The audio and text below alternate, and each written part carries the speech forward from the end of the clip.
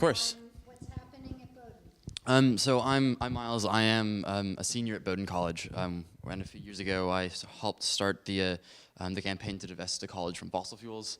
So essentially, Bowdoin College, which is ostensibly dedicated to the common good, is invested in companies that are contributing to that that sort of painful destruction of the natural landscape and to an indigenous culture. And there's sort of a discrepancy, right?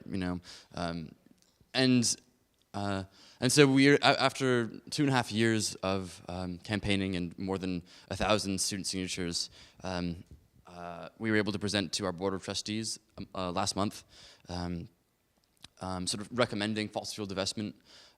We were, I think, fairly well received. The trustees were engaged and asked decent questions. And as we sort of have gleaned from talking to some professors,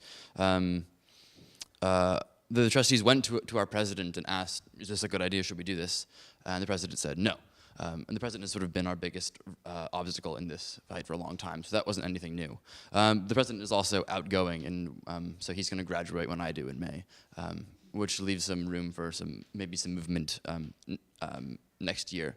But so right now we're in the process of identifying trustees, see which of them might be able to lead the charge on this, because it seems as if we can get a leader who's able to sort of bypass the president, we might have victory in our sights. And so next semester we're really sort of planning on ramping up our efforts and forcing them to make a decision and either declare themselves to be on the right side of history or sort of show themselves to be invested in the sort of awful practices of the past. In the 126th legislature, Representative Brian Jones introduced a bill which would force the state of Maine and its investments and its pension programs to divest from organizations and companies that are associated with fossil fuels. That was shot down. I would hope that that bill gets introduced in the 127th. I'm not sure how much progress we can make on it. Unfortunately, I've already bit off more than I can chew.